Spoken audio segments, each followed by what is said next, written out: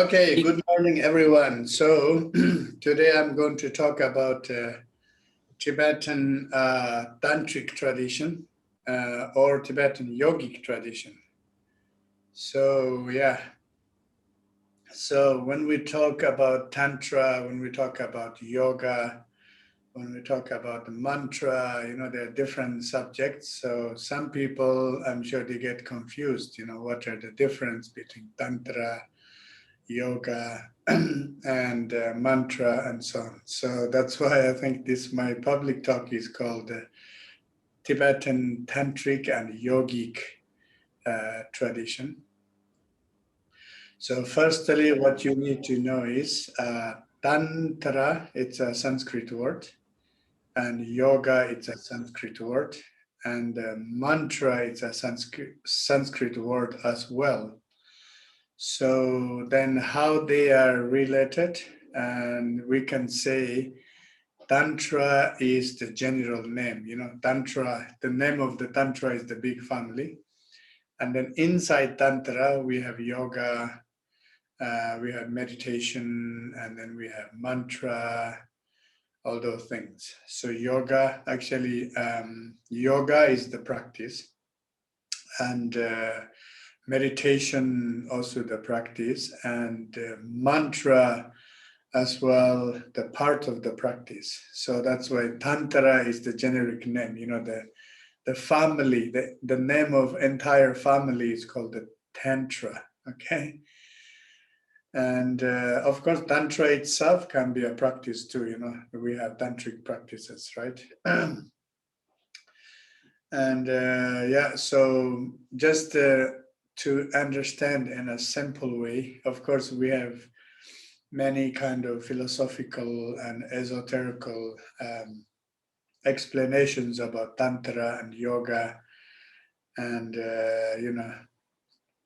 but in a very, very simple way. So Tantra is the name of the big family, and then yoga, mantra, samadhi, meditation, and all those things are the family members, different family members, okay?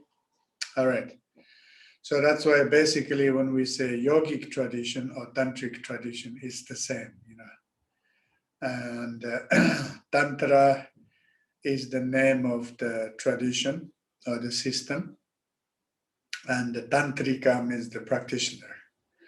Yoga is the name of the practice, and yogi or yogin is the male practice, yogini is the female practice, And so mantra is again the name of the practice, and mantri and mantrini is the name of the practitioners, right? And so in the Tibetan tradition, and then in general in Tantra, I think it's very important to know that there are many different tantric schools, okay? So if you have questions why there are many tantric schools, and the reason is exactly the same, why there are many different schools of psychology, right? There are many, there are many psychologists, and they follow different kind of schools. And because different schools, they have different views about our mental health, And it's not one is right and one is wrong, or, so it's just it depends on their, specializations or on their focus, right? So that's why Tantra has many different schools. And the Tantra itself, it is a very, complete, like a complete systematic school, okay? General Tantra itself. And then inside, and there are many different types of schools, and which they focus on different things.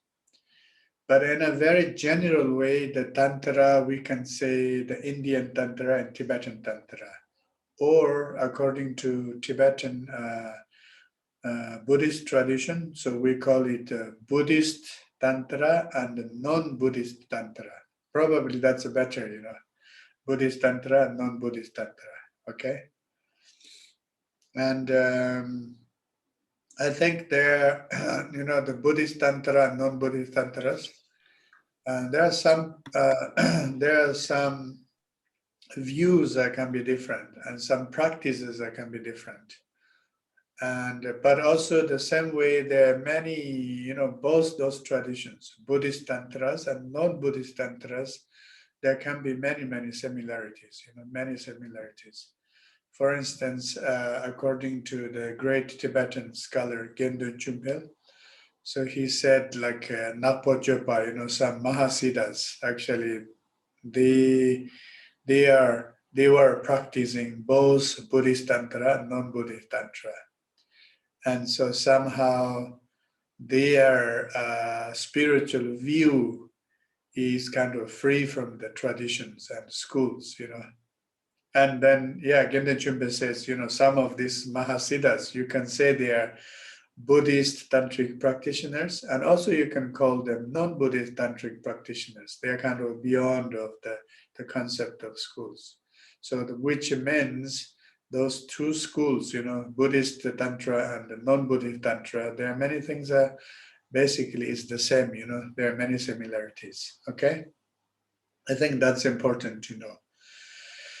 And then the word of Tantra has many different meanings. And I think the most classical translation of Tantra in Indian translation is waving, like waving verb.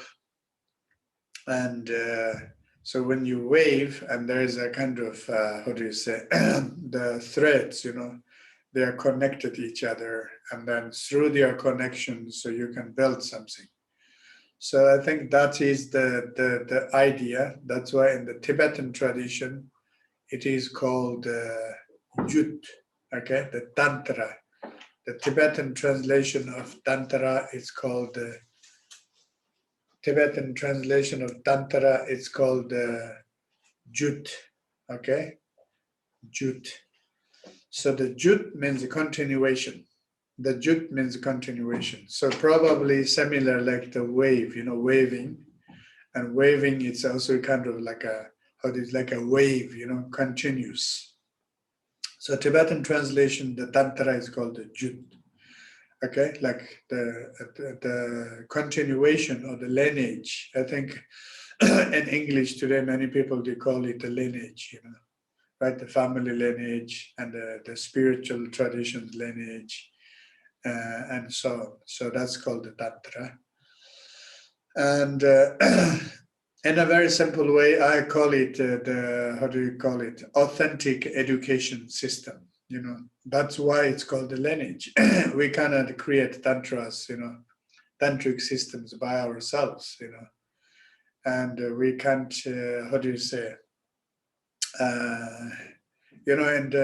some kind of new age tradition, some people, they believe like spiritually they're enlightened, or some people believe that they know the spiritual tradition and they are expert in science, and they are expert in different kind of modern studies, and then they are saying, oh, it's the same concept, and we can put all together. And then they're talking about cosmology, the universal energy, and many kind of very theoretical ideas are coming together, and they kind of creating like a new kind of tantric system or spiritual traditions and so on. So, and when we call it Jut, Jut means the lineage, the continuation, and we cannot call this kind of system is the Tantra, do you understand, traditionally? Because this kind of Tantra is a new creation and created by crazy people. I'm not saying they are stupid, they are smart. That's why they can create new systems. But they are kind of crazy, and it's maybe for them it's kind of like art, like art creation. Okay, we can create this. Oh, we can bring it here. We can bring that one to here. Let's put together, and then let's make a kind of new tradition and this and that. So Tantra or Jut you know, so the word, the jut, it means it must need a continuation. It means must need a lineage, right? It's a, you know, it's a tradition transmitted from generations to generations, right? And from people to people, you know, great masters to their disciples, and then disciples, they become great masters, and then they transmit other people, and so on. So that's why when we really talk about Tantra, we should know this kind of newly created spiritual traditions or Tantras, and the original classical Tantra, it is different, you know, it's different. So, because newly created tantric systems, and they are maybe not on the right track, you know, or maybe they don't have the final goal. Of course, they say, okay, final goal is the universe. We are coming from universe. We go back to universe. We go back to the light. We go back to the divinity, this and that.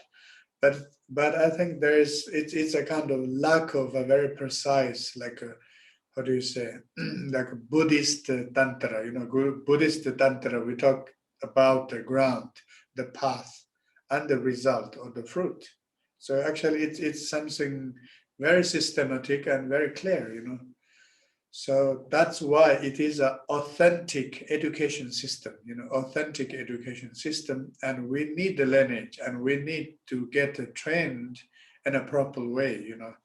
It's not we become just tantric practitioners because of reading books or because of listening to some lectures, because of your crazy ideas, and because you think you are special and then you can make something new. It's not like that, you know, right? Okay, so that's why jut, you know, the continuation of the education and continuation of the blessing and continuation of the instructions and continuation of the secret instructions, right? Continuation of the love and compassion or whatever you call, you know. Okay, so that's why it's important that you know the word of Tantra is very commonly used today, but it has a really, really like a serious meaning, you know, right? Tantra, we should not see Tantra as just, you know, something nice, beautiful, full of light, and you just joy, you know, you can have fun and you enjoy with it, not something like that. It is a systematic, how do you say, education tradition. And so in Tibetan, we call it jut, okay? In Tibetan, we call it jut. And but then the practitioners of Tantra in Tibetan, so we call them Ngakpa, okay? Ngakpa. Actually, the word of the Ngak is the translation of mantra. So in this case, in the Tibetan word of Ngakpa means the mantrika, or mantri or mantrini, you know, the mantra practitioners, okay? And also it's interesting because as I said, mantra is a part of Tantra, like as well as yoga is a part of Tantra. And so when we say mantra is one of the important practice of Tantra, okay? And so the meaning of mantra, man means mind, and tra means save or protect, you know, saving the mind or protecting the mind. Okay, so in this case, mantra actually is the antidote for our mind, you know, right? So probably, you know, our mind can have pain, our mind can experience pain, our mind can experience sufferings. And then the mental issues we consider as the disease, and then the antidote is the mantra, right? Saving the mantra, protecting the mantra. And, you know, if you ask me what is the goal of Tantra, we can say there are two types of goals, you know, kind of like the ordinary goal or relative goal or the ultimate goal. And the ordinary goal of Tantra is the practice of Tantra, the mantra, yoga, whatever we do. So all practices are becoming like an antidote for our mental issues, our mental afflictions, our mental addictions, right? All our emotions that they can create problems for ourselves and others. Or you can call it even like negative emotions or destructive emotions. But also some emotions, we call them, they are positive emotions, positive emotions. But those positive emotions, they can bring negative results, right? When in the Tibetan Buddhism, when we talk about different kinds of sufferings, there one type of suffering is called the changing suffering. So the changing suffering means we have nice and positive feelings and emotions, and we think those positive emotions and feelings are bringing all good things, all positive things. But these things can change. And once these things are changed, then it can cause pain or suffering or troubles, right? So typically like love dramas, right? Love dramas. So love dramas are not like in the beginning, the drama itself starts. In the beginning is starting the love, So love is a very positive and constructive, emotion or feeling.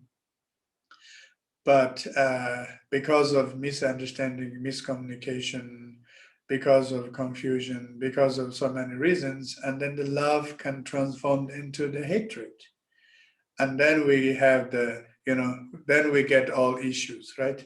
So for example, that is called changing suffering, and which is the production of a positive, positive emotion.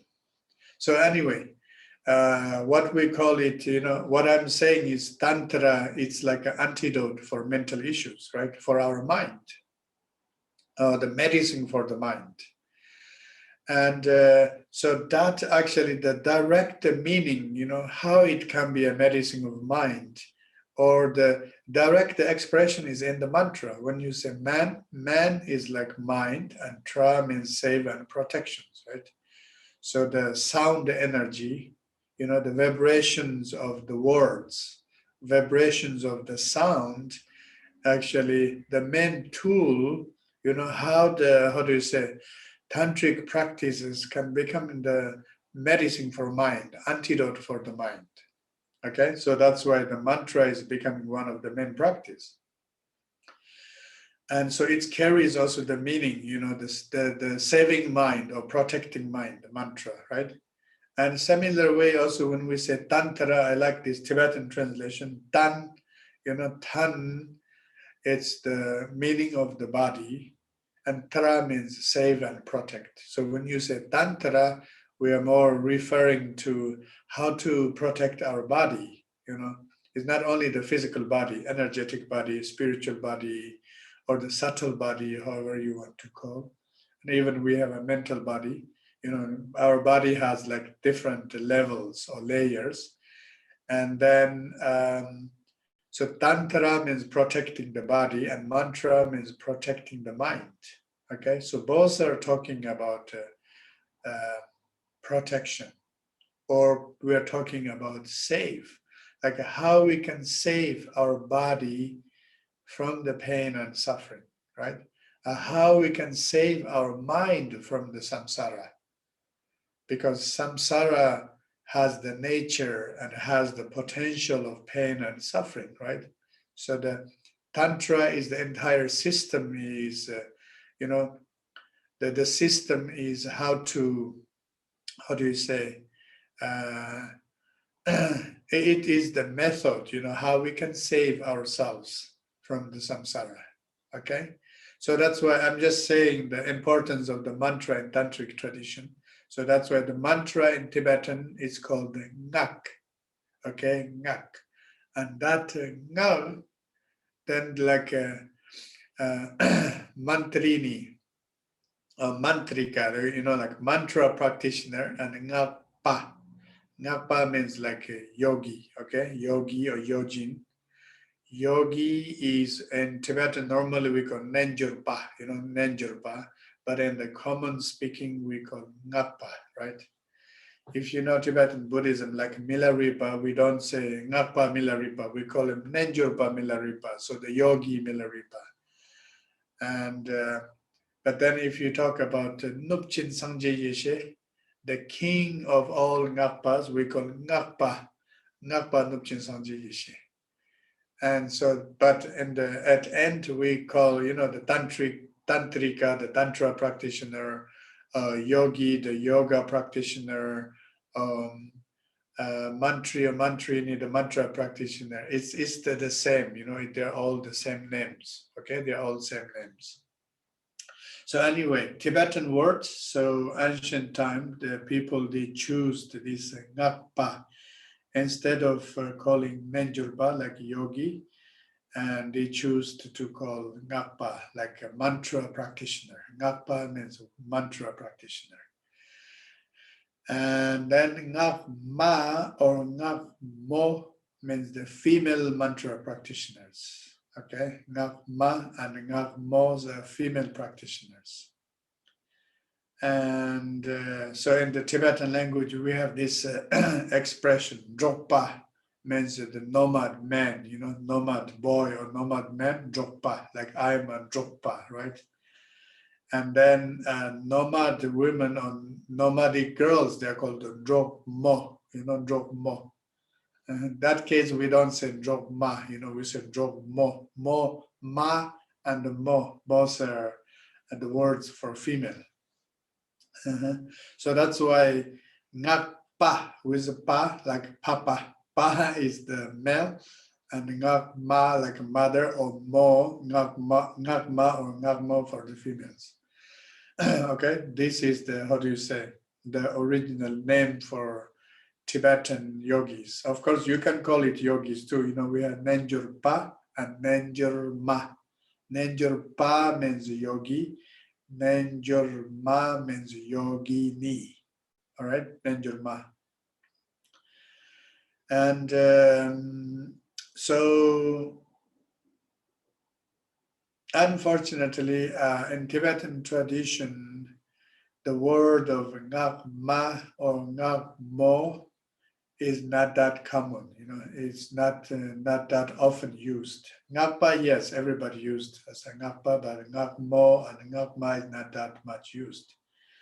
And for women practitioners are more used like Kandroma. Kandroma means Dakini, right?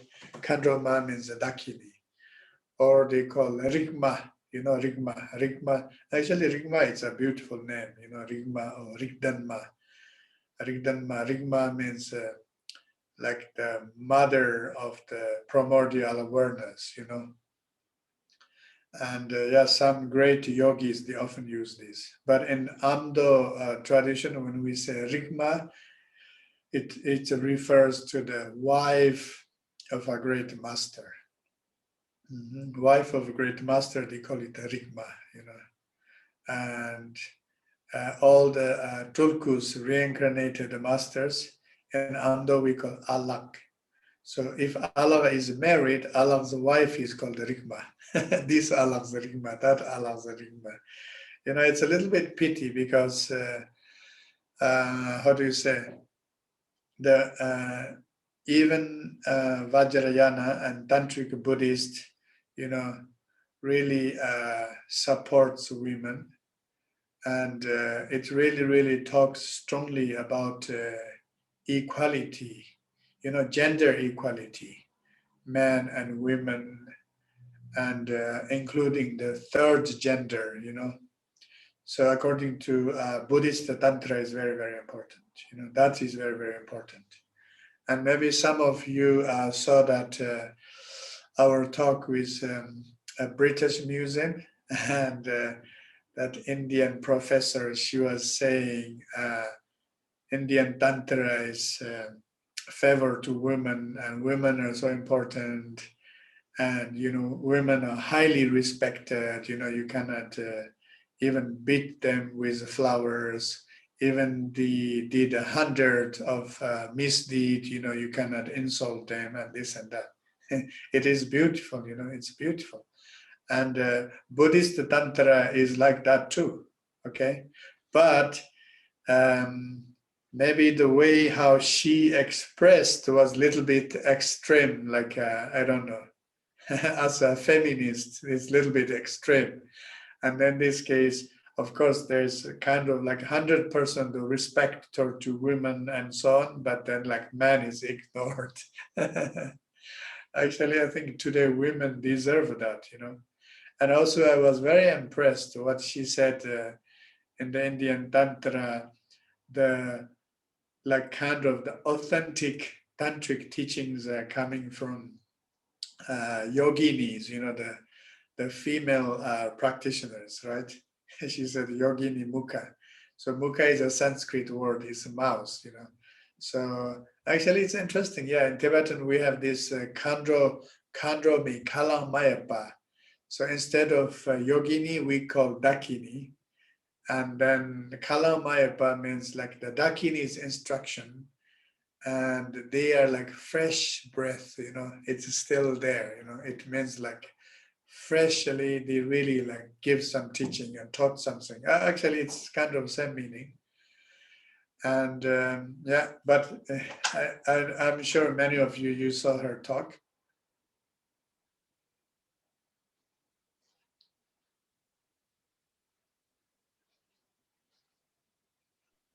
Ma sulla linea italiana mi sentono?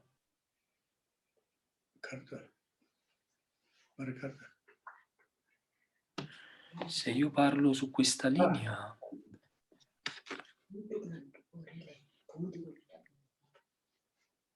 Ah, mi sentite?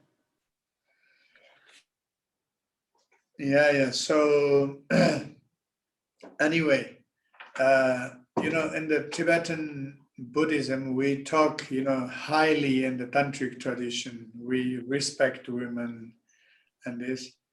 And as I said, yeah, like Professor said, it's very similar what Buddhist Tantra express.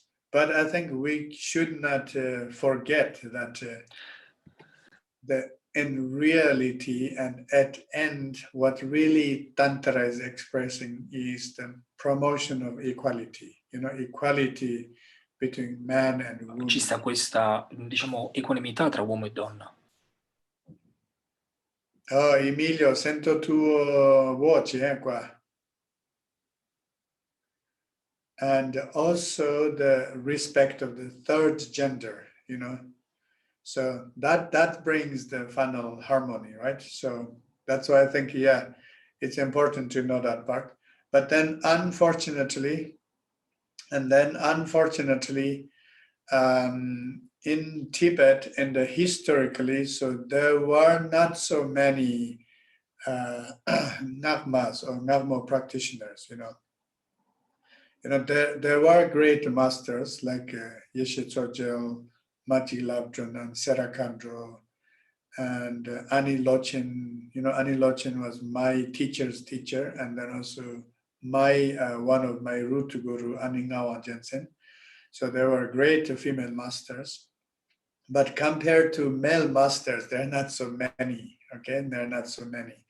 Even the tantric tradition really supports and really kind of how do you say brings this kind of gender equality and the equal practice, the equal how do you say realization, realization of the practice and all the things.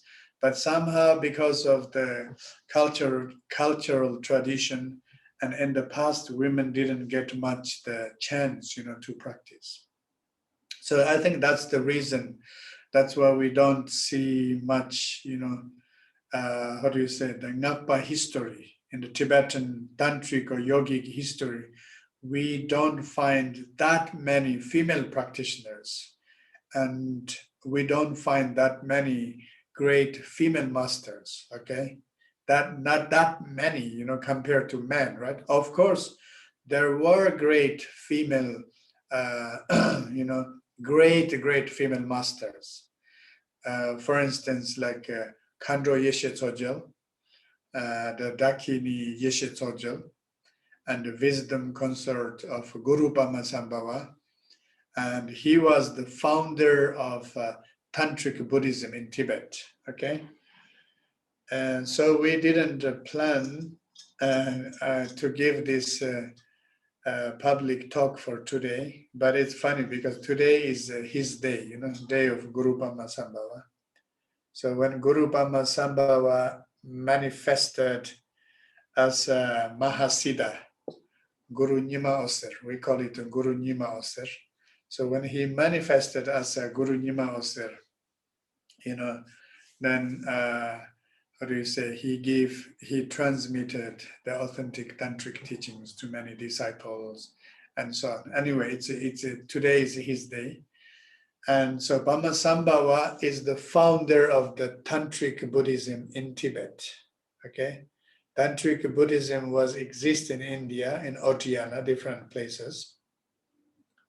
But then in 8th century, so Guru Pamasambhava visited to Tibet, and then with the collaboration of the Tibetan king, Dechen, and then the great monastic scholar, the monk, Khenchen Shiwatso. So 3 of them, they built the Samye Monastery, the first Tibetan, Tantric Buddhist monastery or the temple. And then, he gave teachings, he was the founder. And so when he founded this Ngakpa tradition, and he had a group of Ngakpas or yogis, it's called the Jamyang Rinpoche. Jamyang Rinpoche means 25 disciples. And so among them, Yeshe Tsogyal was one of them. So only the yogini. There were 24 yogis and 1 yogini. And then with that monk, the great scholar, Khenchen Shiwatso, Sami Dun means 7 monks. Okay, this is how the Tibetan Buddhist was started, right? So there was a monk group, there were 7 monks, and then there was the yogic group. There are 25 disciples of Guru Rinpoche. So that's why, let's say, the Tibetan Buddhism, Tantric Buddhism was born with 2 groups of people, the monastic group, the monks, and the Tantric group. Tantric group, they had 25 disciples, and the monastic group, there are 7 monks. And so that time also, when they built the Samye Monastery, then there was a special, in the Samye actually, they built like a mandala. In the center, there is the big temple, and then there, 4 directions, there are different temples. And one of this temple was dedicated for Ngakpa tradition. That's why it's called the Samye. Samye is the name of the whole complex, the Buddhist center, Tantric Buddhist center. And Samye Dundul Ling. Dundul Ling. Ling is like the temple or the center. Dundul means subduing the demons. That's the Ngakpa center. Okay. So, that's why I think, of course, Pamasambhava himself, he was a tantric guru, and he was a great yogi, enlightened yogi, and he, transmitted and all his teachings to the Tibetan disciples, his Tibetan disciples. But his main disciple was a female disciple, right? So that's the one I mentioned already. Khandro Yeshe Tsogyal, Khandro Ma Yeshe Tsogyal, the Dakini Yeshe Tsogyal. And so according to the Tibetan Buddhist studies, of course, then Khandro Yeshe Tsogyal was enlightened, So that's why I like this idea. I used to say a few times about that. I know some maybe Tibetan masters, they don't like this idea. So according to me, is the first Tibetan who was enlightened, who achieved the spiritual enlightenment in Tibet, the first one was a lady, Khandro Yeshe Tsogyal, okay? Lady or yogini or mantrini, the Ngakmo or Ngakma Yeshe Tsogyal. As I said, but we don't use that word for, yoginis much, so we call them Khandroma, the Dakinis, okay? And then also, you should remember that in Indian Sanskrit expression, when you say Dakini, maybe they're not equal to yoginis, So I think it's good to these things. But in Tibetan tradition, when you say yogini is Nenjurma, and when you say Dakini is the, Khandroma, and Dakinis are, it's more respected, it's like higher level. Let's put this way, that they are higher than the yoginis, something like this. That's why when we respect the female practitioners, and mainly we call them Khandromas, okay, Dakinis. All right, so then, a long time ago, I think 2003, I wrote a short article about the Ngakpas, and then here I have some historical, I wrote something about historical. I just tell you quickly about the history of the Ngakpa tradition. Okay, so Guru Pama Sambhava, the founder of the Tantric Buddhism in Tibet. So when he found the Tantric Buddhism in Tibet, Chimpu Jemban Yenga. So that's the 8th century, 8th century. So they had these 25 disciples in Chimpu. Chimpu, it's a mountain next to Samye Monastery. So on this mountain, there are like 100 of caves, where you can meditate. And actually, Guru Pama Sambhava, he gave first tantric teachings in that cave, and he gave empowerments to his disciples and so on. And so that's why this, the master, 25 master and disciples, Jemban Yenga. So we call it the Chimpu, because this group was started on that mountain, in that valley, okay? And then there's another group, is called the Sheta Ngakpa Sumchu. It means the 30 yogis of Sheta.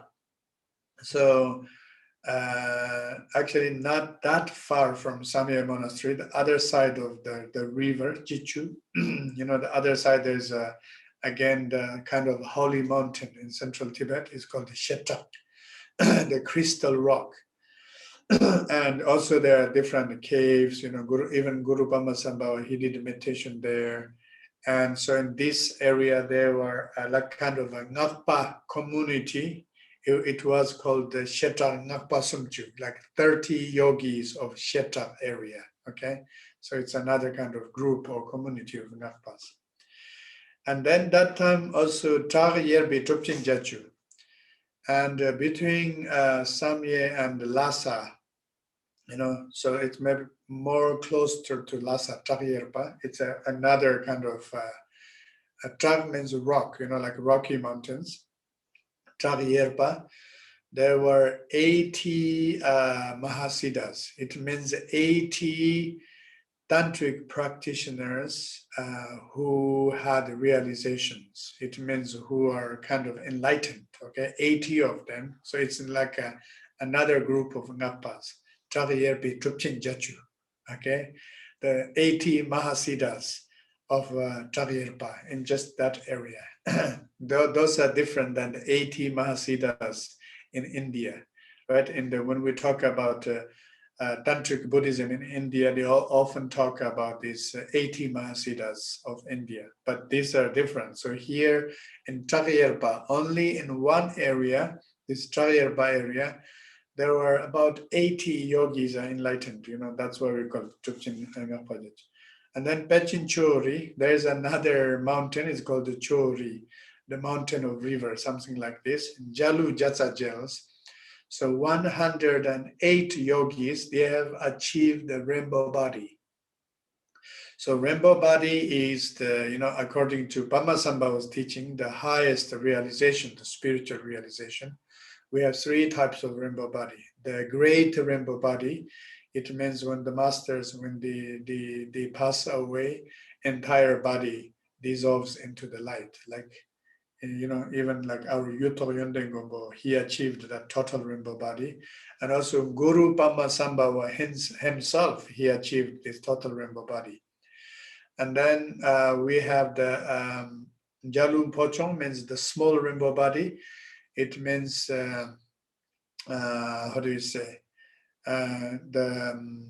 The body disappears, but the hairs and the teeth and the nails are remaining. So that's called the kind of medium rainbow body. And then the final rainbow body is the body is shrinking, body is shrinking, becoming small body like this, right? So in Tibet, in the Eastern Tibet, there was a famous yogini, Damdren Lhamo, Atal Lhamo, and she was the daughter of a great master. And when she was young, everybody criticized her because she's kind of crazy.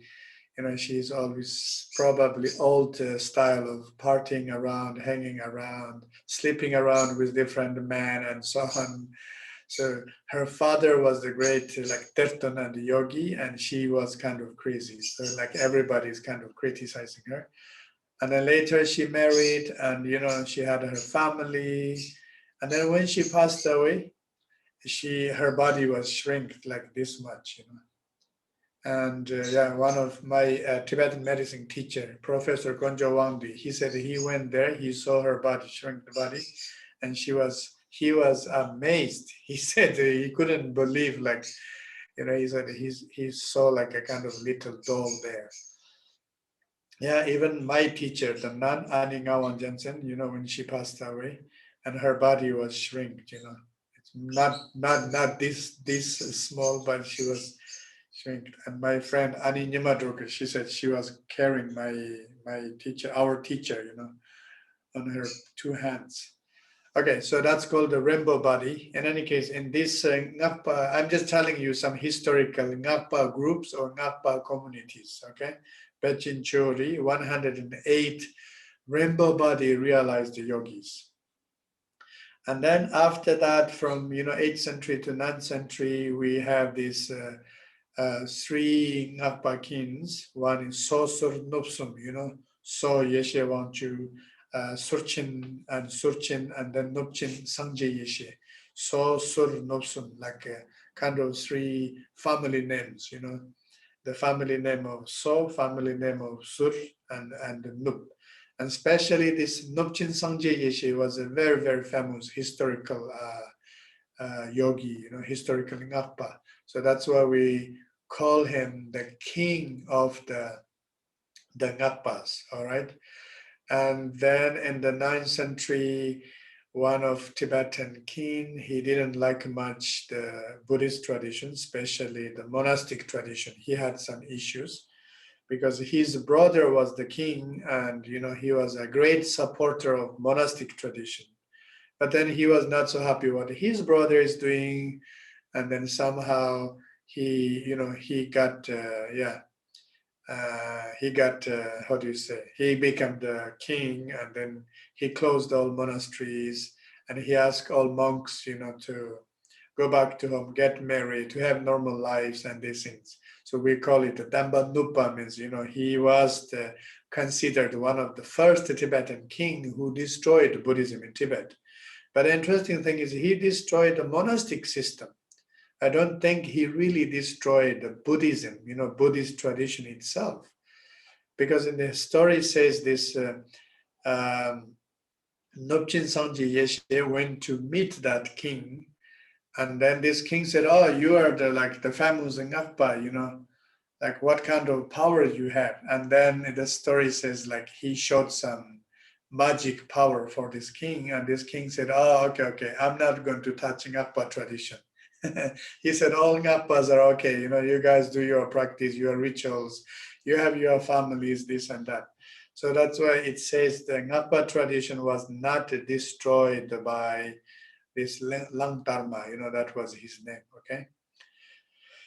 All right, then from the 10th century and Terton Lama, and then 11th, 12th century, then we had these great Tertons, treasure revealers, right? And Sangje Lama is considered one of the first Terton, also a great Ngakpa. Nyingma Oser was a great, again, Terton means treasure revealers, and visionary practitioners, okay? They had visions, and through visions, they can reveal the teachings, and through visions, they can meet with Guru Pama Sambhava and, Khandro Yeshe Tsogyal, and receiving teachings directly from them. And then Guru Chu Wangchu was a very, very famous. And later in the other monastic traditions, so they targeted this Guru Chuang. Guru Chuang was a kind of crazy yogi, and crazy kind of ngapa. He had the kind of very kind of special lifestyles or conduct. He publicly, many people, they thought he was kind of alcoholic. He drank a lot of alcohol, and then he had many lovers, and consorts, whatever you call, and this. And then he was also revealing many like great teachings and so on. So of course, in the old school, we never had any issues with him. But then some monastic tradition, this, you see, Ngakpas are crazy, look at the Guru Chuang, he did this. Nakchang Latemba means like he drank only like the bad drink, poison the drink, it's alcohol. And Nagmo Temba means, he goes with kind of like, dirty people. That refer to the women. Can you imagine? Sometimes like monastic traditions, they had a kind of extreme, views about alcohol and women, right? So I saw some text they criticize about the Guru Chuang, Nakchang Tongba means the black drink. He drinks black drinks, and he goes, Nagmo Temba means he goes with like black people or something like that. And then altogether, like we had 108 Tetons, great treasure revealers, okay? And so 108, they were all profiled by Guru Pama Sambhava and Yeshe Tsogyal. And 99% of them, they are all Ngakpas, they are all yogis.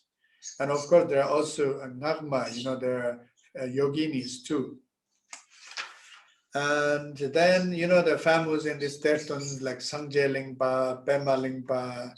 Pema Lingpa was born in Bhutan, and then Terdak Lingpa, the founder of Mindroling Monastery. So Terdak Lingpa, Mindroling Monastery.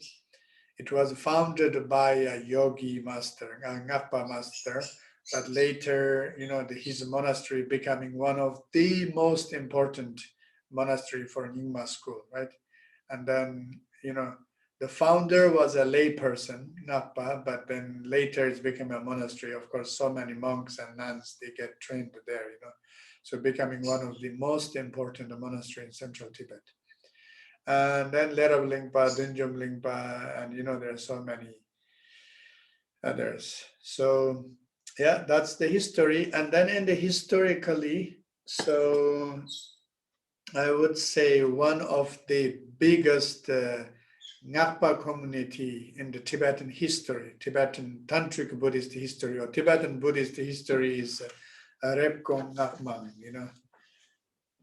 This Rebkong Ngakmang, the Ngakpas from Rebkong area, okay, Rebkong area.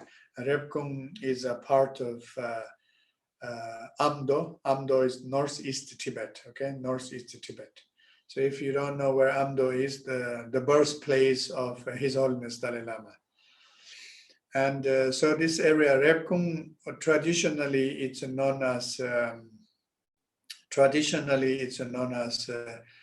the land of the scholars. Rebkong Rikpanjongwe Tongcher, the city of the writers and scholars and artists. Okay.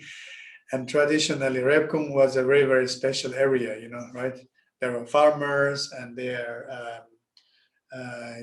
farmers and nomads, and, monks and yogis and shamans and bompos, all, We have big monasteries there, like Rebkong Monastery, Rongo Gonchen, the great monastery of Rebkong.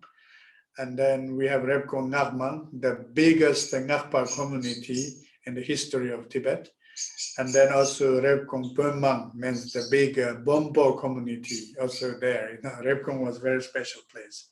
And plus, there are many, many, many scholars and writers, and even Ginten Chumpel. You know, many of you, you know the Ginten Chumpel. If you don't know Ginten Chumpel, he is the author of the Tibetan Art of Love. So Tibetan Kama Sutra, Tibetan Art of Love, the author of the Ginten Chumpel. So he was from Rebkong too. And another kind of very famous Rebkong yogi was the Shapkar Chodurangchol. You know, you guys can read his biography. It's called An Autobiography of a Tibetan Yogi. That's his biography. So we call him the second Milarepa. It is a very, very important. It is a very, very important and famous and amazing Ngakpa, you know, okay? All right, so that's the history of Ngakpas, history of Tibetan yogic tradition. And then, of course, another thing I need to mention is this one, how do you say, Ngakpa from Rebkong was called Chinching Topdendorje. A great scholar, you know, great scholar from Ngakpa tradition in the Rebkong, and is not, you know, normally what people, okay, I wrote something here in the beginning. So what people really think is, you know, the Ngakpa, so in the Tibetan tradition, it depends where do you come from, you know. Some areas, there were like Ngakpa communities and Ngakpa temples and Ngakpa groups. So probably local people respect the Ngakpas, you know, Ngakpas and Ngakmas. But then some other places are very much influenced by monasteries and very much influenced by monks, and, you know, especially very much influenced by some kind of very fanatic, like monastic people. And that's why they always have kind of, how do you say, negative view about, you know, Tibetan Ngakpas. Do you understand? Or negative or kind of like, I don't know, maybe let's say Ngakpas are not that well respected, you know. And a common reason is, one very common reason is, many people, they think that Ngakpas, they don't get good education, you know. So you just learn the rituals, you know, you just learn the writing and the reading, and then you learn the rituals, and then you just do ritual, you know, you go around and perform the rituals and collect the danas, offerings. Or maybe, you know, they think many Ngakpas are not well educated. That's one reason. And another reason is they, you know, because Ngakpas and Ngakmas, they are lay people, right? Householders like us. They are like normal people. And so then other, you know, ordinary people, they think like, why they are different, you know, right? If you're a monk or nun, I can understand, because, you know, you renounced. Your renunciation is, you renounce the village, you renounce your family, you know, you renounce the ordinary worldly life, and you stay in the, you know, monastery, and you study there, you get trained, and you practice, and you meditate. Of course, you know, that's, they can see something, it's different than from ordinary people, right? And so that's why the general people like to respect them. And then the Ngakpas, they think, okay, you know, you guys are same like us, you know, you know, you guys are same like us, you know, we need to have a job, we need to work hard, you know, for our family, for our life, and you guys are doing the same. You know, we marry, we have kids, and you guys marry, you have kids, you know. Only the difference is you have kind of like a white robe and long hair, and then, you know, some rituals, you know, like, do you understand? I think people have kind of this kind of basic misunderstanding about Ngakpas, or, you know, lack of respect. Actually, it's not important to respect, but I thought it is important in generally people, when I was young, I believed I was a kind of young Ngakpa, and I really wanted that common people know more about, Ngakpa tradition, this and that. So I used to talk about Ngakpa culture, and try to dress like a yogi, and these things. And and I always had that question, why many people they don't understand, the Ngakpa tradition. Actually, I think the main issue is lack of education and lack of information. There are not so many information about Ngakpa tradition, right? And another big issue is Ngakpa communities, yogi or yogini communities, they are not well organized. I think that's one main issue. We had a great Ngakpa or yogi masters, writers, and artists, and doctors, philosophers, and astrologers, great ones. But their work, who collects their work, who will publish their work, who organize like teachings for them, or even a great Ngakpa goes there teach, where is the place to teach? The great monastic masters, the monks, giant monasteries, and like thousands of monks and the nuns, the master is invited and disciples are there. Everything is very well organized, okay? Very, very well organized, very well institutionalized, right? Institutionalized. But then the Ngakpa culture, there was no institution. It's kind of freestyle, nomad style, farmer style, But of course, there are some kind of, they built some monasteries and this and that. And of course, there are, some kind of organization is involved, but not so systematic and sophisticated like monastic tradition. I think that was one of the main issue why this Tibetan yogic tradition, could not develop and spread much. Okay, and also this tradition did not gain much the respect from the common people. Okay, so that's the reason. That's why I said Ngakpe Shirigla Japetam. It's, I just wrote this article, 2001 to like a general explanation of the Ngakpa's tradition or culture. So that was my article. It was an old article, and then later it was published in our journal, the Ngakmang Research. They published this Ngakmang Institute was run by my brother and me, so I asked him to publish this. And then my brother, he did an excellent job. And so this is called the Rebkong Ngakmang, the collection of the Rebkong Ngakmangs. And it has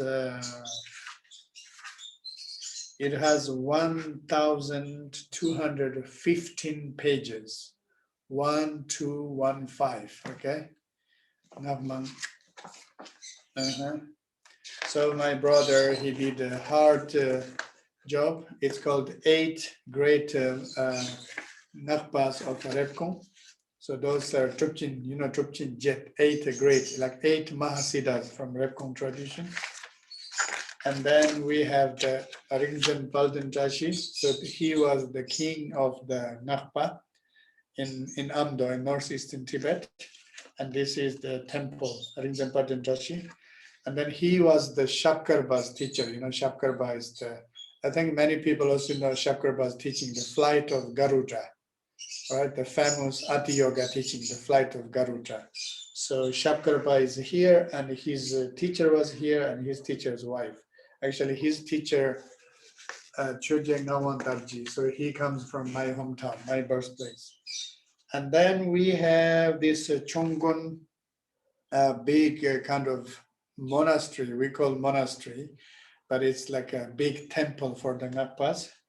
And because of this temple, the biggest Ngakpa community was called the Ngakpa group of 1,900 Ngakpas or Ngakmas, okay?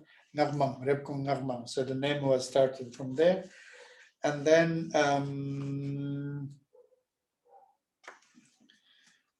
a great Ngakpa scholar. So this one, you know, I met him too, this Ngakpa. He was a great scholar and he wrote many books about Ngakpa tradition and teachings and so on. So this is the one I mentioned, Chinching Topdendorje. He is the author of The Treasure of Sutra and Tantra, which is also translated into English. So you can find his work in English. I think Shambhala publication published.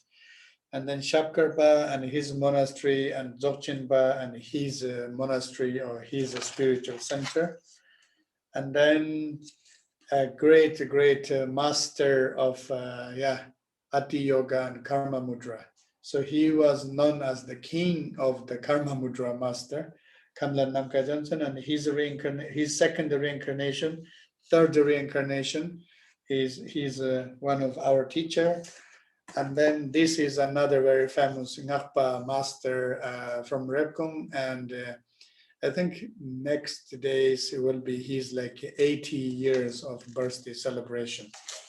And then the other great master. So he was another Ngakpa Lama, and during the Cultural Revolution, so he just became a normal officer, and he lived as an officer, you know. And I met him. You know, it's really interesting. Okay, anyway, I will finish the images here. The great Ngakpas. So this is the Tertun Sojel, you know, the past life of Samye Rinpoche. Probably you guys know when this picture taken in Amdo when he visited the Rebkong. And then this is the Tingun Chense when he was in Amdo. He gave the Rinchen Tendul teachings. You know, many people didn't know about this photo, but they are wondering where it's coming from. And then great scholar and one very famous Ngakma here, great yogini, and one very famous medical doctor, you know, Akutamdrinja was very famous. And this was our Ngakmang Institute, and this, you know, as I said, Ngakpas are lack of, so this is entire, you know, 1,200 pages is the history of the Rebkong Ngakpa, only in the Rebkong area. And as I told you, there was a lack of, this organization. So many great Ngakpas, masters, you know, their work kind of got lost. And, you know, all these things. So we want to really, me and, you know, my brother and I want to really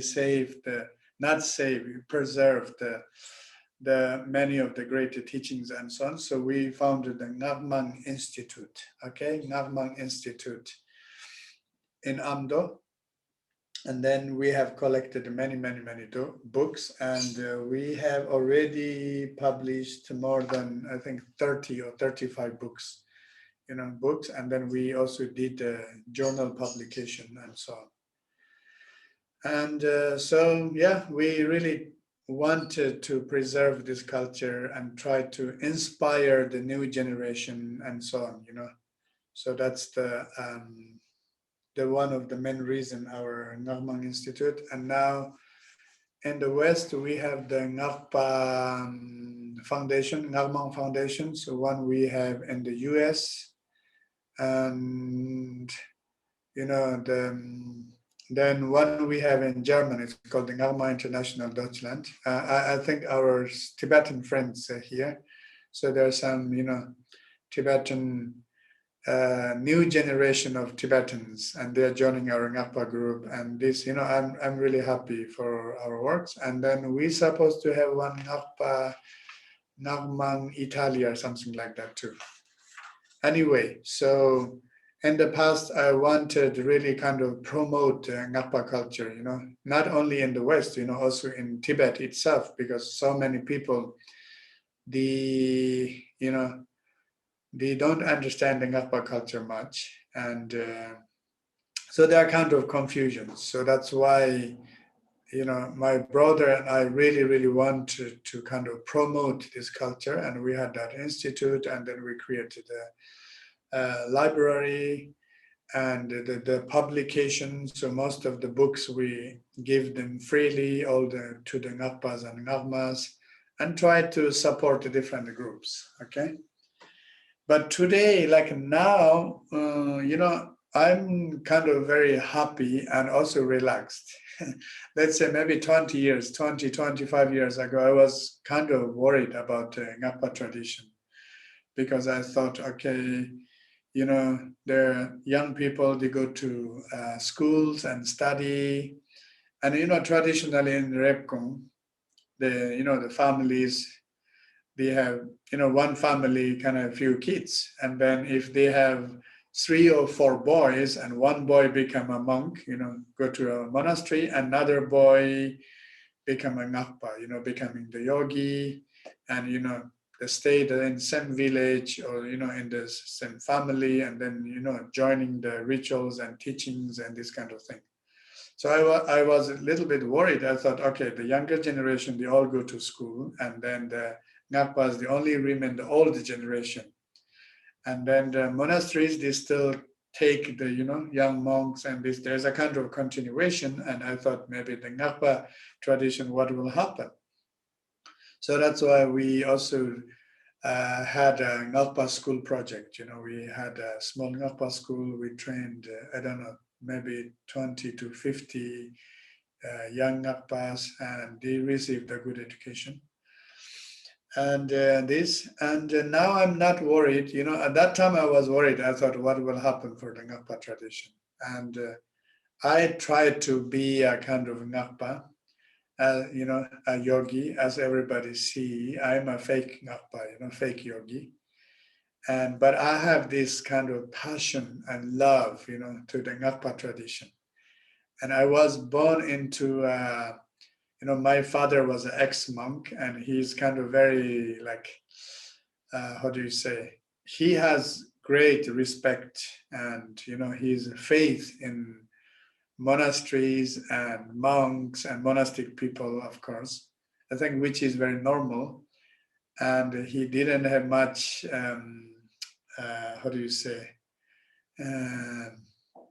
understanding about yogic culture. And of course, and like my family, we didn't have kind of direct connection with the Ngakpa culture. So then when he saw us we are kind of acting like Ngakpas, and we are involved in the Ngakpa, and we founded this Ngakmang Institute and this and that, he was a little bit kind of wondering, what happened to my boys, instead of becoming monks, and they become Ngakpas, and, this and that. So anyway, it's not a family influence, and it's not a cultural influence. I think something past life memory. I always had this kind of great passion and love about Ngakpa culture and tradition, and I really want to kind of help and support. And so now I'm kind of relaxed, because now Ngakpas are kind of like flourishing. And the best news is there's so many Ngakmas or Ngakmos, the Yogini tradition is amazing. There, I remember when I met one of these our Ngakpa teacher. So I asked him, I said, your monastery, your temple, it's supposed to be for the lay people. Then I asked him why it's possible, like you invited so many monks, it's becoming like a monastery. I said, where is the space for lay people? They come here to join the rituals and puja and this and that. He said, oh, these Ngakpas are so busy. He said, it's not like I mistreat them, but they're so busy. And they don't have time for, coming here to receive teachings, doing retreat, this and that. Then I said, how about the Ngakmas? How about the ladies? He said, oh, these ladies, they're kind of busy. He said, yeah, the ladies, they have housework, they need to look after kids and, cooking and, it's like extremely busy. I said, well, I know they are busy, but then I just kind of a joke way, I said, you should give them opportunity too, if you say, they can come to your teachers, teachings, and everybody can this. And then I said, we never know. I just said that. And then after a few years, I went back and he said, oh, I'm so amazed amazed of the yoginis, the ngakmas. I said, what happened? He said, I really don't know where they get the time, And he said, they come for teachings and they finish all practices and they even have time for retreat and they're so dedicated and this and that. He said, I'm so happy about my female students, my ngakma students. And now I have heard they have kind of yogini group, yogini ladies, like yogini group, and like 100 of them. And some groups are like 1,000 of members, It's really great, It's really, really great. And it seems slowly, probably yoginis will take over yogis.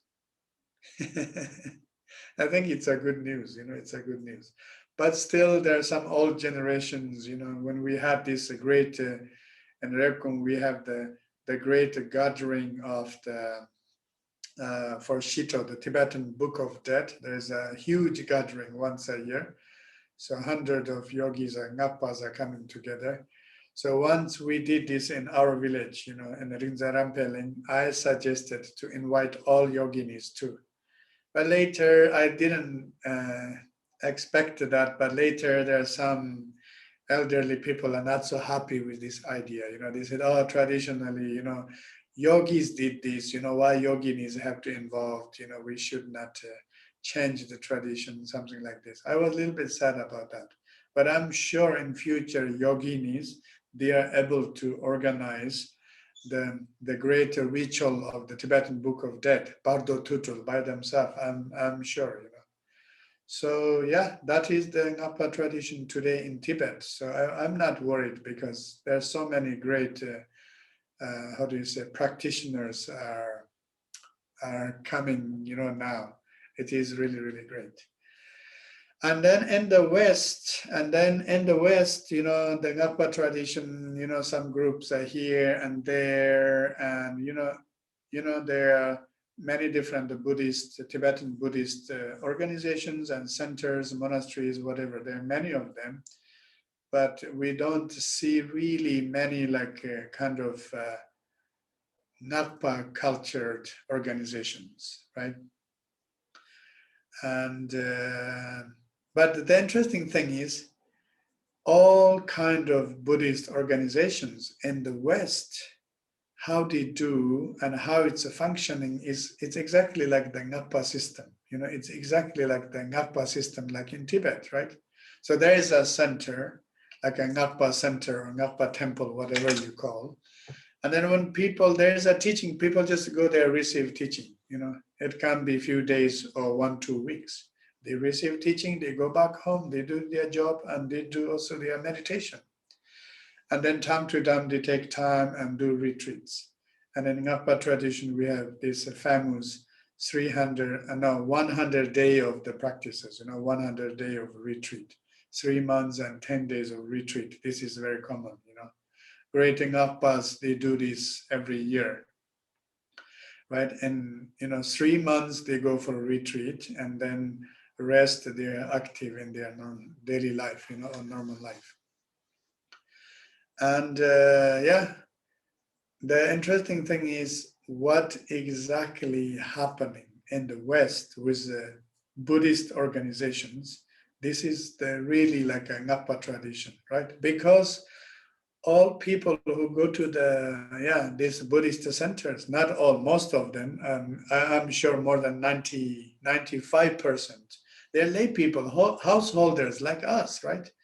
We cannot dedicate our life to the spiritual practice and stay there. But time to time, when we have time, we go there, receive teachings and receive instructions and receive empowerments, this and that. And then it's up to us. We need to practice by ourselves. And then like special days, like day of Guru Padmasambhava, like today, or the full moon day, the day of Buddha, or the 25th, the day of the Dakinis, or day of Yoginis, or the new moon day is the day of protectors. And then Ngakpas are gathering together and they do puja, they perform the pujas, you know. Or in our place in Rebkong, seasonally, the Ngakpas are coming together and they do the, rituals and practices and together, okay? Then, of course, there's some Ngakpas are, you know, specialized in doing the rituals, and then they are kind of doing the rituals for, you know, for different people and families who are needed, okay? All right, so that's the Ngakpa tradition, the history and how it's working in Tibet, you know. And so I wish in West that this Ngakpa tradition will flourish more.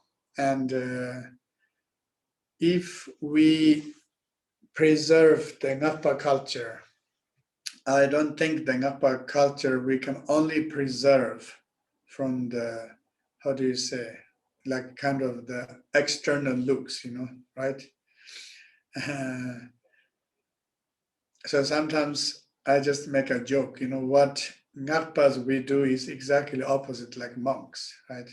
So many people, they say, why the yogis, they have long hair? I said, because monks, they have short hair. We do the opposite.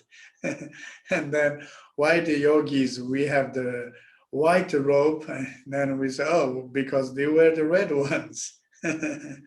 So in the Western culture, sometimes they are saying, oh, red sangha and white sangha. Red sangha refer to the monks and white sangha refer to the yogis. I like that word, you know. I know some people are criticizing about this terminology. I like it. So because in Tibet, we have this expression, you know, Rabchung Murmukde, the brown group, you know, is the monks, and Kukar Changlude, Kukar means white robe group, white sangha is the, how do you say, the yogis. And so that's why, how do you say, we have the robes or the clothes. This also distinguish, you know, like kind of our, how do you say, represents like our group or community, right? So the reason why we have long hair, one reason is very easy, very simple. So because we say, don't change anything, keep everything as it is.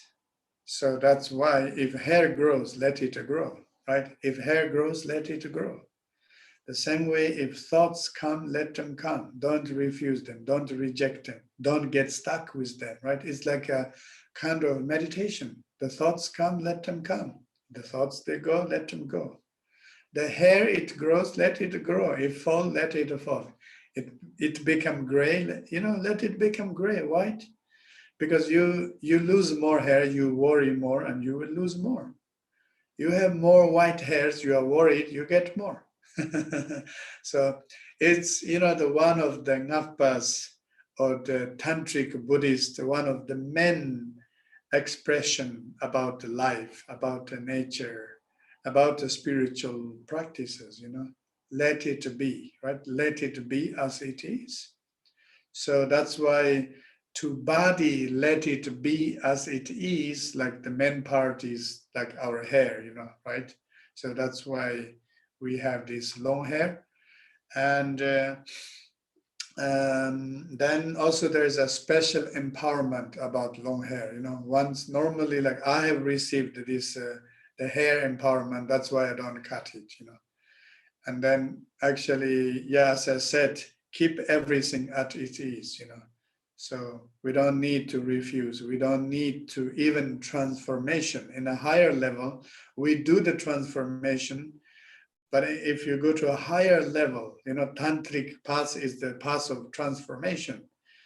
But if you go one level higher than transformation, you know, no transformation is the best transformation. So that's why everything just leave at ease. Okay, this is the one of the reason we have the long hair.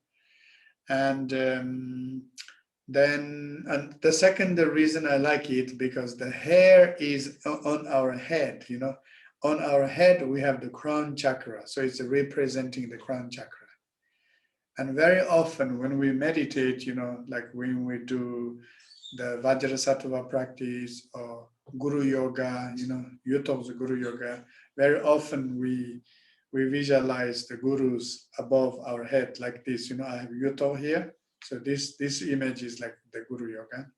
So therefore it says, go Janglo to the Lama Maje. It means each time you remember your hair, each time you tie up your hair, each time, you wash or you comb your hair, it says, don't forget that you are Guru, the blessing of the Guru, the gratitude of the Guru, and is always like in your crown chakra. Do you understand? So it's kind of reminder, because in the Buddhist Tantra practice, one of the most important practice is called the Guru Yoga. And Guru Yoga means you are connected with your Guru. Once you are connected with your Guru, and then you are connected with everything, right? And then the Guru, there's an external Guru, there's an internal Guru. But firstly, we need to find a way how to connect with external Guru. Once we realize that one, then we'll discovering the inner Guru. So that's why the hair is a kind of reminder of our Guru Yoga, okay, the Guru practice. And actually it is very interesting and it's smart. It's kind of reminder. In the Tantric practice, one of the most important is to be mindful, right? To be mindful. And, to be mindful, the most important is you remember the Guru Yoga. Because when you remember the Guru Yoga, and then you are kind of in a contemplative state, and you are in the joy state or blissful state. And then from there, you can reach any kind of inner dimension or the, inner harmony, bliss, whatever you are looking for, it's there, So that's why long hair, it's the, reminder of Guru Yoga, and it helps us to be more mindful, okay? So actually it's connected with mindful practices. And then the white robe, the white robe, it says the white is the original color. So the reason the white is original color, because when we use the cotton or sheep wool, the wool, right? Sheep wool is white originally. So originally this zanza, it seems in Tibet, they're coming from the felt or sheep wools. And they are saying that, Yanglu Karpo means the white sheep is the symbol of the prosperity, symbol of the prosperity. And so somehow, originally it's white, and just keep the original color. It's like the crystal, right? Crystal originally is transparent. And just keep it like a transparent. And then according to the circumstances, according to the place, the location where crystal is, and then, according to the light, crystal can generate, different lights, right? Some crystals, when you put in the sunlight, then you see the rainbow light. But crystal has that potential to project any kind of lights and colors. But crystal itself is free from colors, So it can have a color, it cannot have a color. It's free from both. And so that's like that's the like a symbolic meaning of the white robe, okay, white robe. So that's why we call it the Ngakpa yogic community. Yogic community, we call it the Gökar Janglo. The Gökar means white robe, Janglo means long hair, like dreadlock. Okay, so if you if you're a simple way, you call it the white sangha, I think that's good, It's a easy. Okay, so then of course we have the meditation belt, the meditation belt. So meditation belt, the inside is the blue. This represents the central channel. And then outside is the red. and then the white. So the red and white, they are representing the solar energy and the lunar energy. And two kind of bindus, tigles, the red tigle, solar energy and the lunar energy. The solar energy is arising from lower chakra to up, and the lunar energy is from here, like dripping down. One is rising up, one is dripping down. So, union of the solar and the lunar energy, unifying these two, and then it can help us to achieve the spiritual enlightenment. Do you understand? It's like, I think in Indian yoga, Hatha yoga is like union of sun and the moon. And so in Tibetan, we call Changsim Karma, the white and red bodhicitta. So, it is our energy and it is our compassion or love, So somehow in an ordinary state, we are kind of, these two things are kind of separated, but through the practice, we unify them together, we unify together. So that's why the white one is holding the red inside, right? And this meditation belt can have different, explanations. It can have different kind of explanations and different colors and these things. But I'm just telling you the basic explanation about meditation belt, okay? Okay, so then one of very important Tibetan yogic tradition or tantric tradition, we have one expression. It says, Lula tendel digna, semla tokpacher. Even in the Yuthok's Tummo teaching, he talks about this. It means whatever you wear outside, it is like your presentation, and also it has a symbolic meaning because what you have on your body, because because you see the white color, because you are wearing the white robe, and this helps our inner mind also, becoming more like nature of the crystal, right? Realizing the state of the state of the ultimate mind. And because of I have the red color, it reminds me the inner solar energy, Tummo, the Tummo heat. And because of the blue color, so I know the central channel is the blue color, and it is the state of the non-duality. And because of this white, the lunar energy is the bliss. So if I meditate like this, if I just think, okay, I have a red meditation belt, so that already generates the heat wave, right? And then the white, this kind of help my mind to have the state of the joy or bliss. Okay. In my article, I wrote many things about Ngakpa's clothes, dress, because today, we have all kind of different styles of dress, and then some yogis, they focus so much what they wear, what color, this and that. I think a little bit too much. It's not good when we get lost in this kind of external presentation, right? Because we need to be as simple as possible, as basic as possible, right? Because that's why it says machupa. Machupa means don't change. Yes, we have dreadlock, we have hair, we just keep it. That's why traditionally when you see the Tibetan yogis, like Indian sadhus, the sadhus, they have the dreadlocks. And then Dudjom Tersar says, oh, now is a kind of new era, we're in the new time because of the society and so on. And Dudjom Tersar says, it's good you wash your hair and comb your hair. I like that, his expression, right? And we wear like a basic white robe and meditation belt, and that's it. We really need to be simple, right? Because that's a machupa. Machupa means unchanged nature, unchanged nature.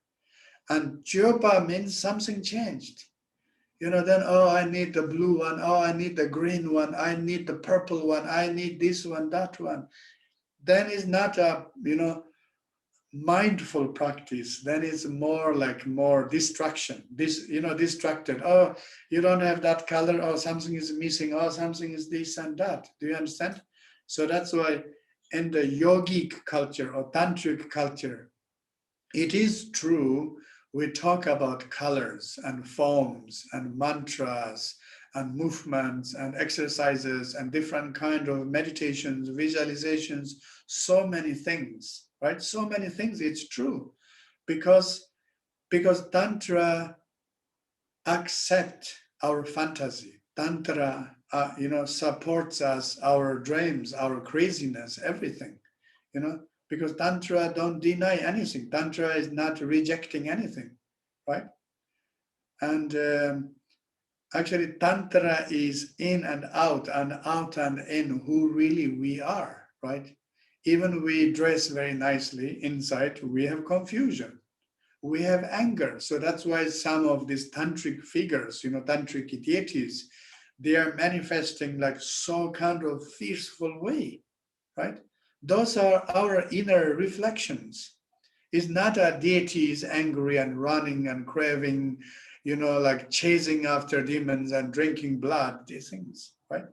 Those are human fantasy. Those are human, emotions, hatred, anger, and passion, and, desire, lust, and pride. We have so many of these things. And the deities and mantras, those things, it really like help us to process everything as a path of meditation, as a path of liberation. Do you understand? But then we should not get stuck with these kind of things too much. We really should not get stuck, Of course, in the Ngakpa tradition, we talk about tongna. Tongna means the earrings, the white conch earrings.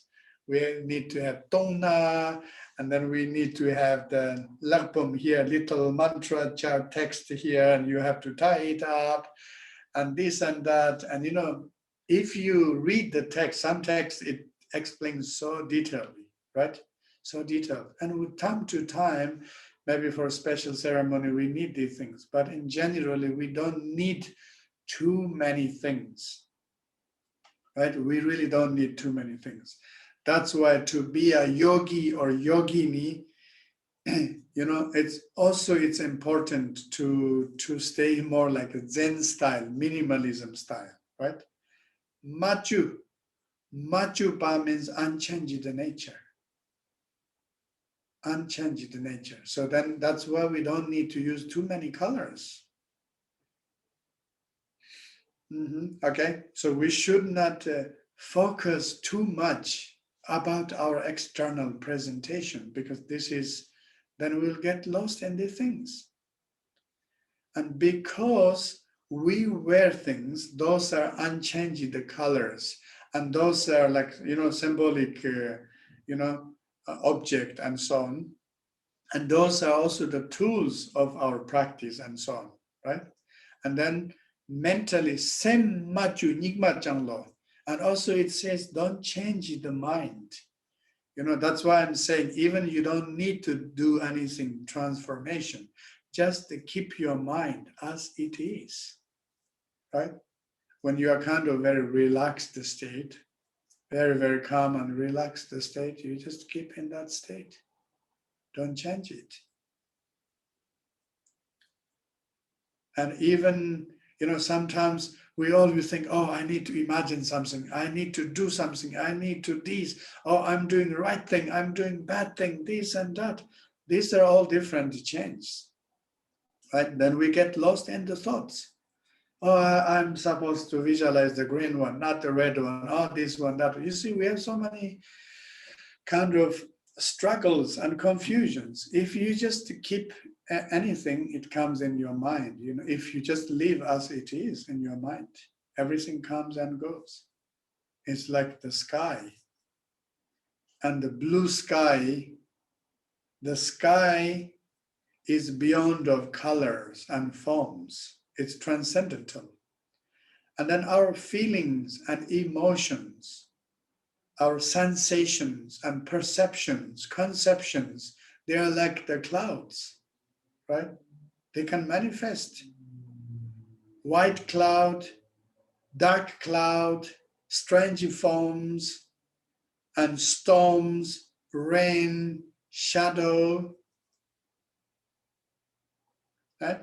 If you see a white cloud, you say, oh, white cloud, no, no, no, I need to see a black one. Black cloud, oh, no, no, no, no, no, I need to see a white one. Oh, no, it's a storming. Oh, it's this. Oh, no, this and that.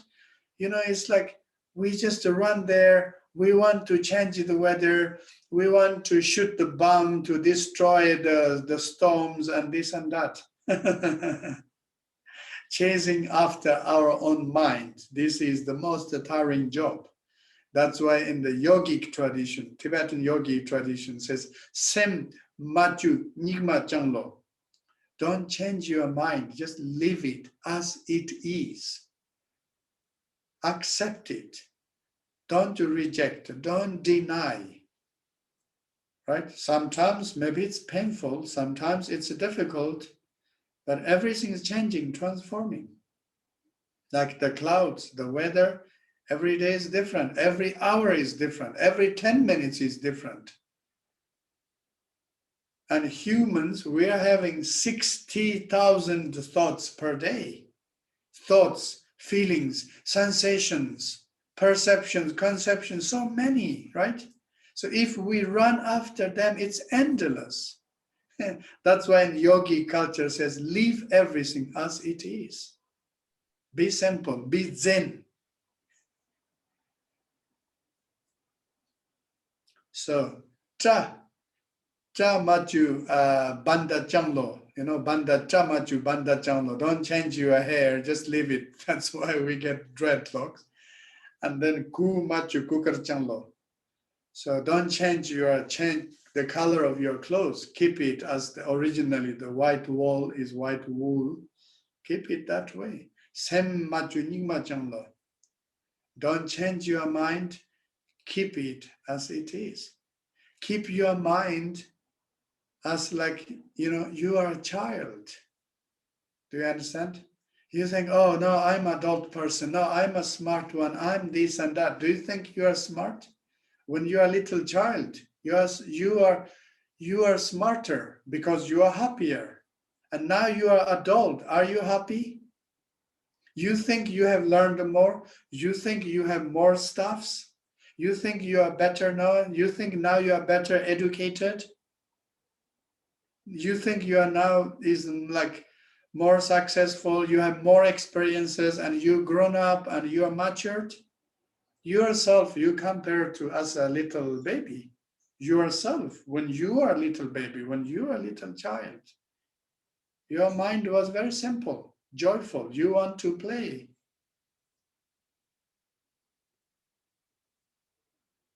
And you're happy, you're happier, you're much happier. So the problem is we changed our mind.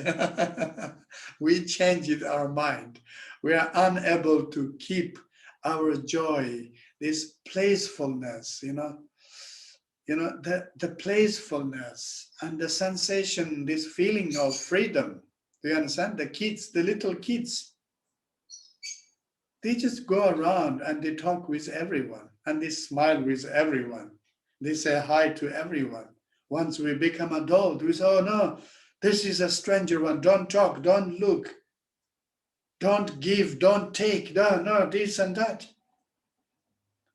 We are so much stuck. Our life is so much stuck in the hope and the fear, expectation and the fear, right? We just got stuck between yes and no. We just get stuck between good and bad. That's our problem. So that's why, in a very, very simple way, yogic tradition says, keep everything as it is. Originally, our mind was happy. Organically, we have a happy mind. Just to keep that happy mind. Organically, our mind is free.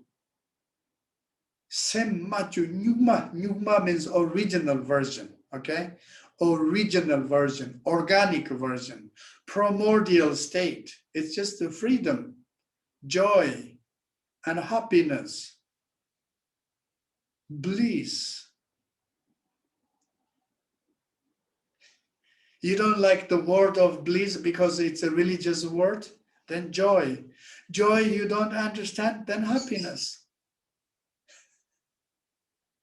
Okay, so that is the Ngakpa tradition. That is the, the teaching of the yogis and the Ngakpas.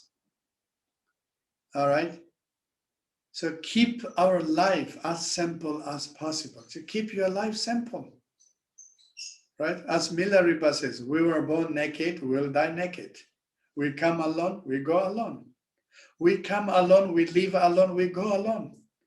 So why loneliness is a problem for you? Loneliness, sadness, hopeless, helpless, it's the base of depression, okay? Because you don't accept that you're lonely. You think loneliness is a problem, right? Our great yogi Milarepa says, we were born alone, we live alone, we die alone. It's true. We were born naked, we live naked, we die naked. That's why Milarepa, mostly he stayed as a naked yogi, you know. Repa means only the robe, you know, only the robe guy, you know, he only had the robe, he was kind of naked, like a Gandhi, you know, Indian Gandhi. Gandhi is kind of naked, no, he has a white robe. So that's the perfect repa, you know. Okay, so yeah, we should not have much confusion about tantric teachings and yogi teachings, you know. It's not all yogis, also we have to do like yoga, yogic exercises. Yes, if you are a physical guy, you receive physical teachings, you can do yoga, right? We train our body. And you can do also breathing, pranayama, lungjur, you can do all these things, you know, tsagi jorwa, lungi jorwa, tsalung tileg jorwa, you can practice these things. So we do physical training, we do energetic training, breathing training. At end, we need to deal with our mind. At end, we need to do mantra. We need to protect our mind. So protection of mind is mind need to free from mind itself. Do you understand? So then I think I talked, over talked. Now I'm going to conclude yogic or tantric tradition in a simple way. The essence of the teaching, okay? We have a human body. It's called the Vajra body. We need to respect this body. So that's why we need to be careful our diet and lifestyle, and we need to take care of our bodies. And this body, you know, need the basic needs, the clothes and robes and, you know, hygiene, maybe cleaning these things. We do these basic things in order to protect our body. That's called the tantra. And we need a psychological hygiene. That's called the mantra. You know, we need that part too. Right? And when we talk about the self and this physical self, this relative self, it is the self. You know, it is the self of the combination of 5 aggregates, the mixture, you know, the mixture, the cocktail of the body, the feeling, on consciousness, perception and conception, you know, 5 aggregates and makes our this self. And we believe in this illusion self, right? There is a self, there is a self-existence, there is a self-presentation, there is a self-symbol. And this is the step 1, and there is a self-Vajra body. But then after this, we need to know the nature of this body is illusion. Nature of this self is illusion. So that's why we should not add too many things in this illusion. If we add too many things, we will get lost in the illusion. We are already lost in the illusion. If you add more things, we'll get lost more, right? So from the ordinary self, we need to find ordinary self's nature of illusion, illusory body, Julu. Maya Kaya Yoga, it's called the Julu Nenjuru, you know, the illusory body yoga, right? We need to really understand like the nature of this self is an illusory self. And this body is an illusory body or magic body. But then we have to go to the final stage. The self, the real ultimate self is no self. We are free from self. Dharme, because all confusions, all problems are coming from self-grasping. There is a self, yes, there is a self. Yes, there is a self body, yes, my body, yes, my energy, yes, my mind, yes, my psychic, yes, my this, yes, yes, my. That's the problem. We got stuck with I, we got stuck with self, right? We also need to take care of this because this is the relative us, but we cannot get stuck from here. We need to see the nature, illusory manifestation. And at end, we need to free. This I need to free from I itself. Dharme means no self, selflessness. So first we have to find the self, and then the illusory self, and then there's no self, selflessness. In that talk, there was a question, what is self according to Tantra? With this British Museum, I want to say something about no self. I thought maybe people get confused, they get scared. But in the Buddhist Tantric, the final teaching is selflessness, okay? It doesn't mean, you don't care about yourself, right? In ultimate state, the final, the spiritual realization means we are free from ourselves. I'm free from I.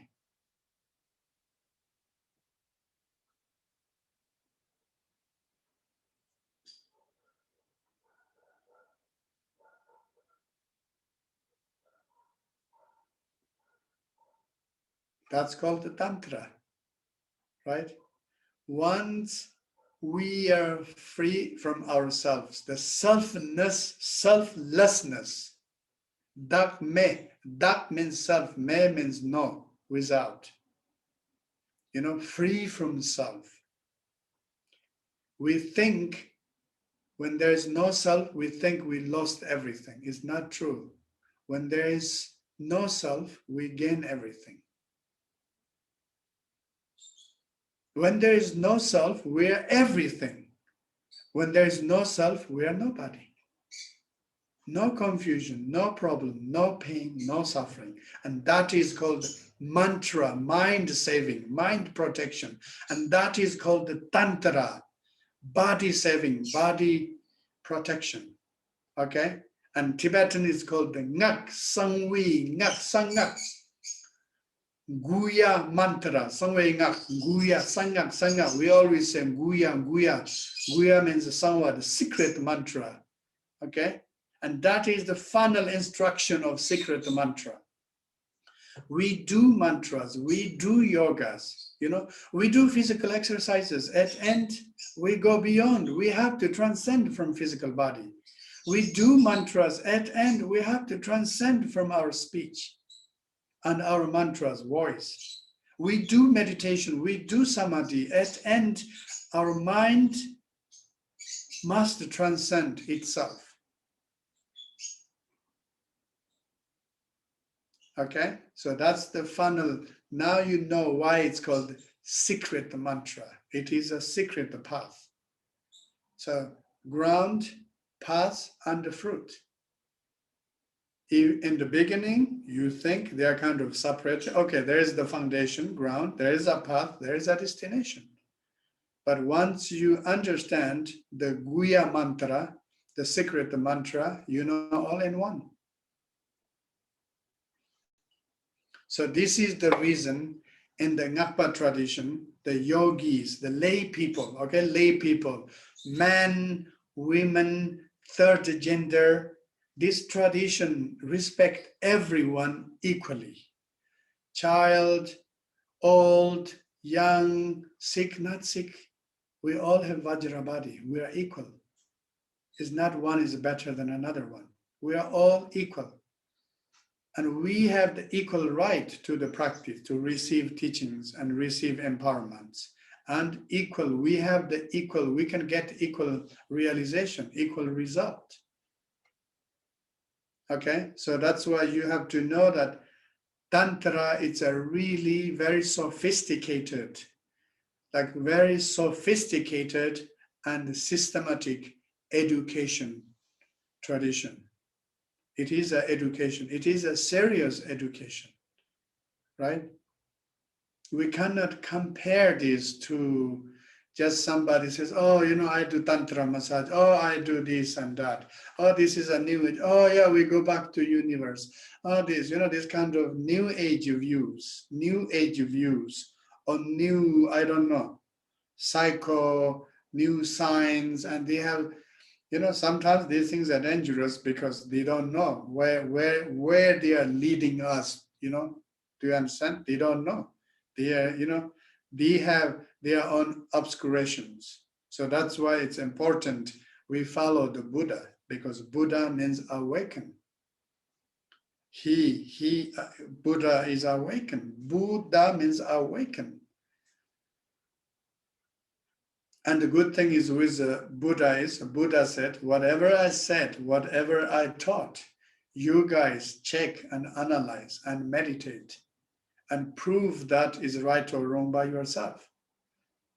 So, you know, that's why in the yogi culture it's a similar way too, right? And this is why I'm saying this. This is the reason we don't need to, you know, to ordained as a monk or nun, you know, to must have like a, how do you say, monastic lifestyle, or to get enlightenment is not we have to stay in monasteries or in a special place or this and that. Anywhere, you know. So the good part of this Tantra is you can start where you are, and you can start with who you are. You can start with what you have, okay? You don't need to change and transform many things in the beginning, because Tantra says the best is keep everything as it is, don't change. Majuba. Okay, sorry, my talk is a little bit too long, so that is my talk about Ngakpa tradition. So I told you a little bit about Tantra, Mantra, Yoga, these things are one family, and then the founder of Tantric Buddhism in Tibet, Guru Pamasambhava, today is his day too. We didn't plan it, it happened. So it means a good angel, you know. And then, the history of Ngakpa and, you know, present the Ngakpa communities in the Tibet, and hopefully in the West, we will have also more Ngakpa communities. And then the basic things, why the yogis, they wear the white robes, and why they need, you know, a meditation belt, why they need long hair. But, you know, because of your work or because of this and that, if you need to cut your hair, you can cut your hair, okay? Don't worry. You know, at end, what we need to get is the freedom and bliss, you know, okay? And you should remember that Tantra is really the Tantric teachings or yogic traditions are, you know, not giving us too many conditions, right? Wherever you are, you can practice there. You know, whoever you are, you can practice, right? And so that's why it is a very, very, how do you say, opened kind of school, and open to everyone, right? So when I was young, you know, when I was in Lhasa, I went to study in Samye Monastery. I was refused by some teachers because I was not a monk, you know. They said, oh, these teachings are only for the monks and this and that. If you say you want to go there study, they are kind of laughing at you. Say, oh, no, lay people don't understand. You don't get it, you know. This is especially for the monks and especially the educated monks. Of course, I can understand. It's a higher philosophy. It's for them. But the good thing is the tantric teaching is for all of us. So that's why the great masters like His Holiness Dalai Lama, when he gave this tantric empowerments like Kalachakra, everybody can go there and receive the teachings, and then everybody can practice, right? So this wonderful, this really amazing, the spiritual, sophisticated education school or system is open for all of us. That's it. Okay, thank you. Thank you, Laura, for organizing this. And I don't know if our, these coordinators, I think Eric Rosenbusch is here. He's coordinating our Ngakpa organization in US. If anyone is interested to support our Ngakpa organization, Eric is here. Mirella is here for Ngakmang Italy, and then our Tibetan friends, they are in Germany, in Frankfurt. And so please, if you guys are interested to support in our Ngakpa project and support us. That's it. Thank you. Thank you, everyone.